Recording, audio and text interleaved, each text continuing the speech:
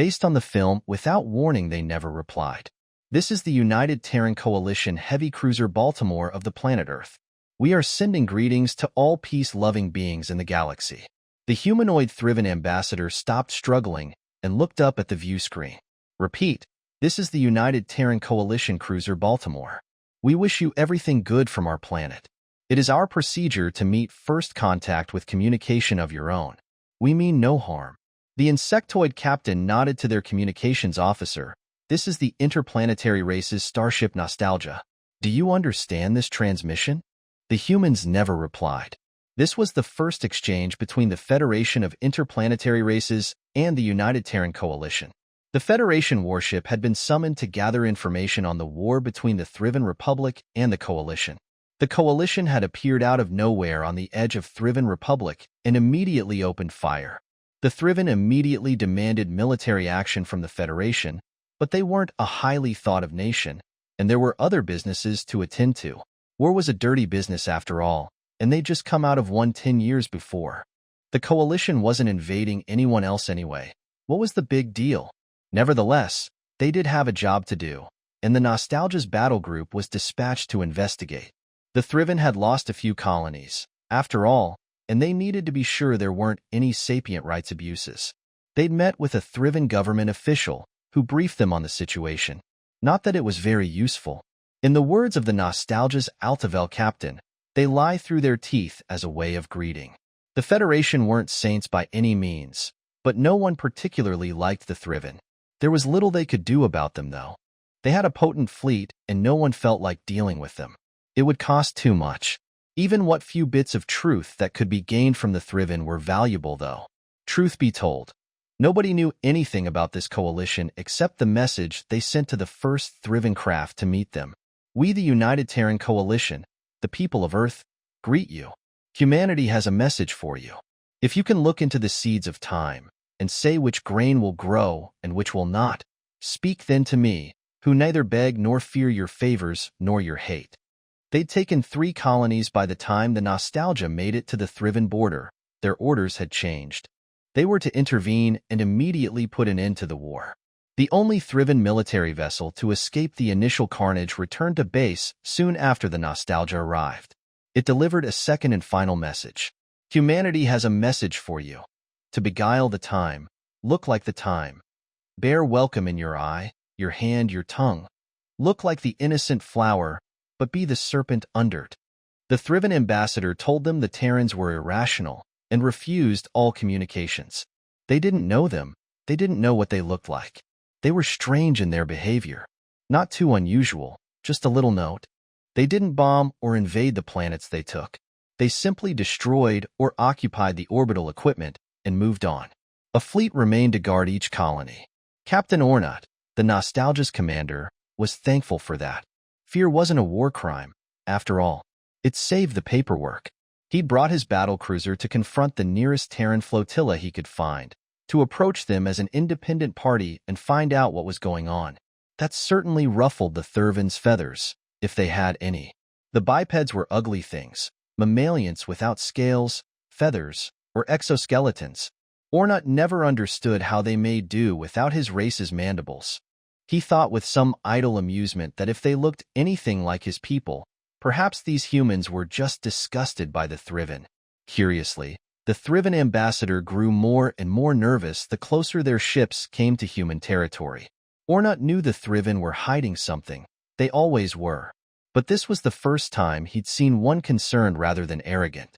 He'd been in a fit when they'd come into the system, and he demanded they open fire when they got into communications range.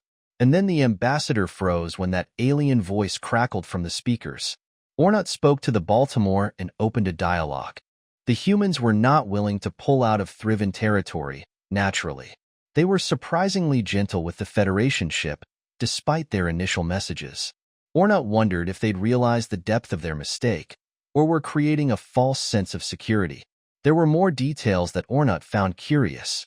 The humans began with a force of cruisers and destroyers. Their names weren't that unusual for any race, but there was something about them. Baltimore, Harbin, and Perm for the cruisers. Whitaker and Mandel for the destroyers. Cities and people. The humans were extremely even-handed with the Federation. They went out of their way to be kind. Nothing like the monsters they were made out to be by the Thriven. It was a surprise when it was found that the humans looked very similar to the Thriven. Ornat would have thought that any biped humanoids, with their typical revulsion to bugs, would despise the Altavel. But why did they hate the Thriven so much? They'd made many concessions to the Federation in their opening meeting, but never explained that.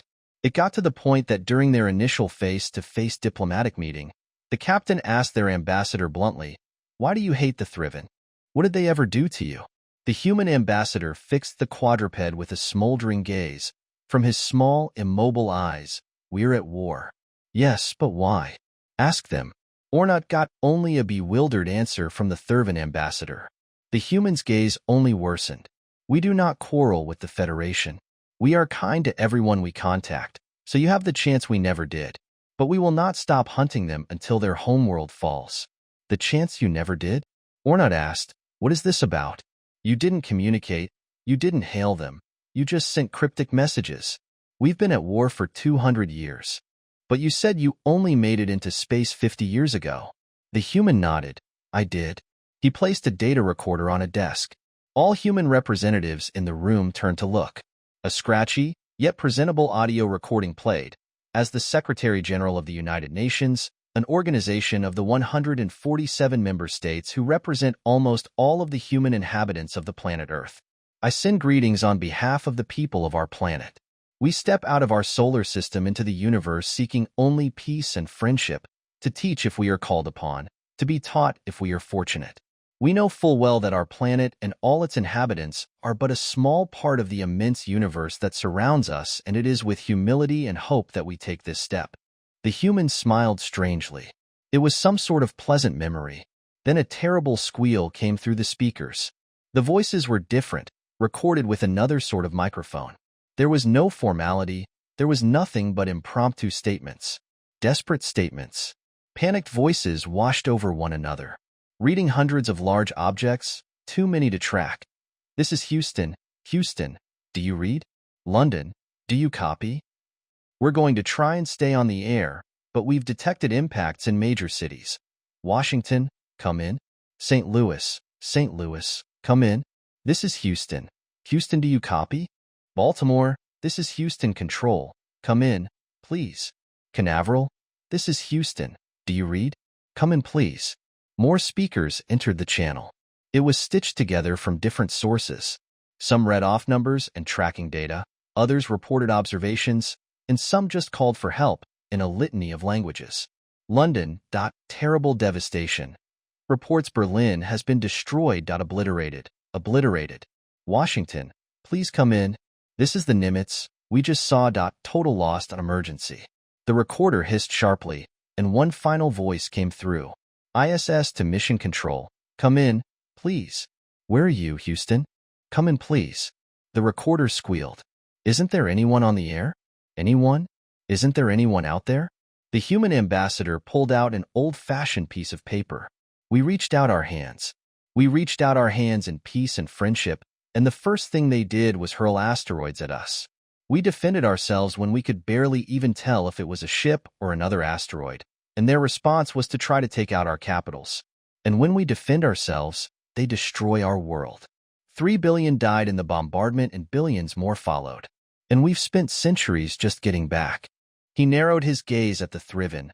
And they're the ones who did it. The document was a compilation of data. It showed an object in high orbit above a planet with a radar scan, a variety of numbers and figures. And a photo from a telescope. The object in orbit had the same profile as a Thriven cruiser. It was old, but still similar enough to be recognized.